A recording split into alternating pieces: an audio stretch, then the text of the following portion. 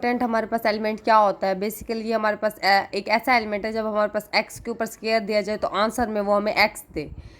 Means ये identity ही होता है। बेसिकली हम इसको आइडेंटिटी ही कहते हैं, बट ये इसके ऊपर स्केयर लगा हो और वैल्यू वहीं की वहीं दे। अब हमारे पास एग्जांपल ले लेते हैं, हम अगर ज़ीरो पुट करते हैं तो हम देखें स्केयर लगने के बाद भी ज़ीरो आंसर दे रहा है। वन के ऊपर स्केयर लगा है तब भी ये वन दे रहा है। अभी हम इसको हम आइडेंटिटी भी कहते हैं। ये हमारे पास जी फंक्शन जो हम पीछे ग्रुप पढ़ चुके हैं उसमें आइडेंटिटी फंक्शन था और इसका इन्वर्स भी था। अब हम प्रूव कर लेते हैं। हमारे पास x बिलोंग करता है जी एंड x का square is equal to x। Means कि वो हमें कह रहा है कि हमारे पास आइडेंटेंट एलिमेंट ही निकलना चाहिए। ठीक है, x का इन्वर्स बिलोंग्स टू g। हमने कहा कि हमारे पास जो x बिलोंग कर रहा है वो g की तरफ है, तो ज़ाहिर बात है जो आप देख चुके हैं आइडेंटिटी भी तो हमारे पास मौजूद होती है और उसमें उसके बाद हम इन्वर्स लेते हैं, वो भी तो g से ही बिलोंग कर रहा होता है ना। अब वो कह रहा है कि हमारे पास इन्वर्स x का इन्वर्स है, x का स्केयर है is equal to x inverse x is equal to e के बराबर होना चाहिए।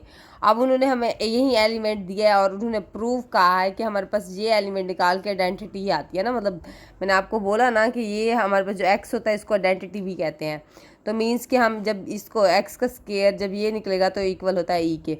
अब मैंने क्या किया, सबसे पहले ये एक्स इन्वर्स है, मैं ये दो थे तो मैंने क्या किया अलग अलग कर लिया एक्स को।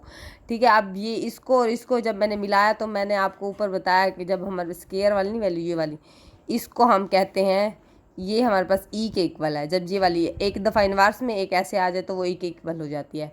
तो मैंने क्या किया, इन दोनों को इकट्ठे लिख दिया, एक्स को अलग कर लिया, तो हमारे पास ये क्या हो गया, ई एक्स हो गया। तो हमारे पास क्या है, बेसिकली ई जहाँ आ जाए ना वो मल्टीप्लाई खाए तो वो हमारे पास ई हो जाता है। ई एक्स क्या हो जाएगा, ई। तो ई हमारे पास एक्स किसके बराबर है, ई के इक्वल। ठीक है, अब इसी तरह से हम आगे चलते हैं। ये इसको हमने प्रूव करना है, ये एलिमेंट है हमारे पास तो हमारे पास वाई एंड जेड आना चाहिए।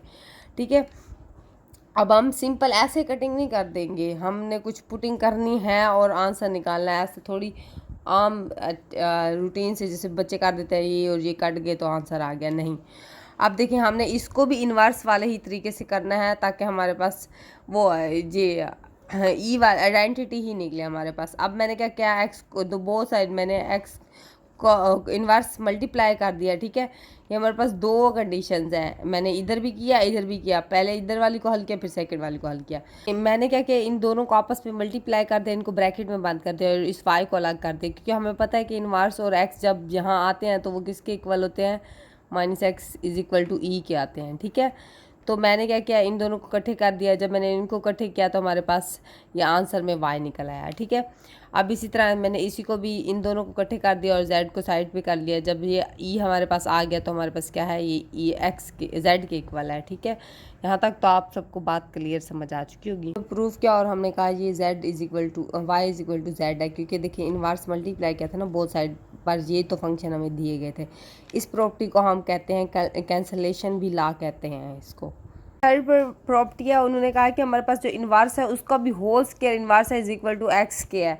अब हमने इसको प्रूव करना है। अब जैसा कि पता है आपको एक्स हमारे पास बिलोंग करता है जी को, ज़ाहिर बात है फिर जहाँ मैंने आपको पीछे भी बताया एक्स बिलोंग कर रहा है तो इन्वर्स भी बिलोंग करेगा। फिर हमने कहा इन्वर्स भी हमारे पास बिलोंग कर रहा है, फिर हमने कहा इन्वर्स जो है ना वो भी तो एक एलिमेंट है तो उसका भी इन्वर्स बिलोंग करेगा। अब एक्स का मैंने क्या क्या कि मैंने कहा इसका भी इन्वर्स हमारे पास बिलोंग कर रहा है, हमने ये प्रॉपर्टी कह दी। ठीक है, यहाँ तक वो भी जी फंक्शन में ही मौजूद होगा क्योंकि इन्वर्स इसका मौजूद है तो ज़ाहिर बात है इसका भी इन्वर्स मौजूद होगा। ठीक है, अब मैंने क्या किया, ये दोनों बोथ साइड एलिमेंट ले लिए हम, मैंने कहा इज इक्वल टू ई के, ये हमारे पास इज इक्वल टू ई के है। अब मैंने ज़ाहिर बात हमने आइडेंटिटी निकालनी थी तो मैंने क्या किया, मल्टीप्लाई कर दिया एक्स को बोथ साइड। अब ये फंक्शन तो हमारे पास मौजूद था, ये एक्स यहाँ भी मल्टीप्लाई हुआ यहाँ भी। अब आपको पता है ये किसके इक्वल हो जाता है, ई के इक्वल हो जाता है। ये जब ई है तो हमारे पास ये क्या है, कंपेयर करने से हमारे पास क्या आएगा, ये एक्स ये वाले एलिमेंट आएंगे और यहाँ से ये एक्स आ जाएगा। तो हमारे पास प्रूव हो गया कि हमारे पास जब हम इन्वर्स होल एक फंक्शन है इन्वर्स है उसका होल इन्वर्स है तो वो इज इक्वल टू होता है एक्स के। हमारे पास लास्ट प्रॉपर्टी है। अब देखिए इसमें उन्होंने हमें कहा कि इसको प्रूव करना है। अब पीछे की तरह हम कहेंगे जैसे हमारे पास ये एक एक्स एंड वाई है वो हमारे पास जी के साथ बिलोंग कर रहा है, ज़ाहिर बात है जी बिलोंग एक्स वाई बिलोंग कर रहा है तो इसका इन्वर्स भी हमारे पास बिलोंग कर रहा है। और हमने कहा कि हमारे पास एक्स वाई इन्वर्स बिलोंग कर रहा है जी को, एंड हमारे पास जब हम इन दोनों प्रॉपर्टीज़ को लेंगे तो हम कहेंगे वो भी हमारे पास आइडेंटिटी फंक्शन है और वो भी बिलोंग कर रहे हैं जी सेट से।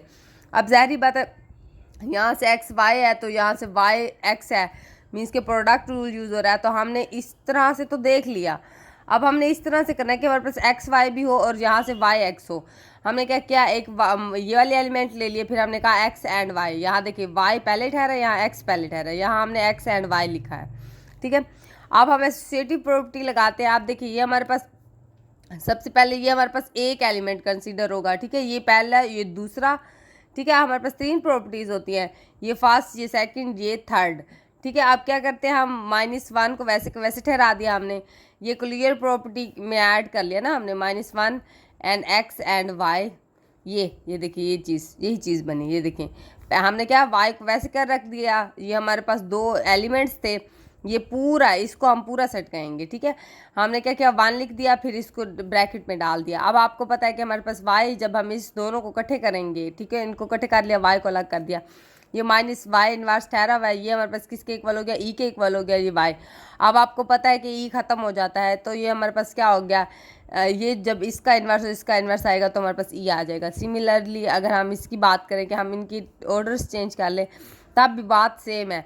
ये देखिए हम इसको एक ही एलिमेंट कंसीडर कर रहे हैं, वहाँ से ये निशान नहीं आएगा, ठीक है, इधर एंड ये दोनों रख के हमने वाई लिख दिया और ये इन्वर्स बाहर आ गया, ठीक है। अब इन दोनों को इकट्ठे करेंगे तो ये हमारे पास ई के इक्वल हो जाएगा, फिर जब इनका इन्वर्स लेंगे तो वो ई के इक्वल आ जाएगा।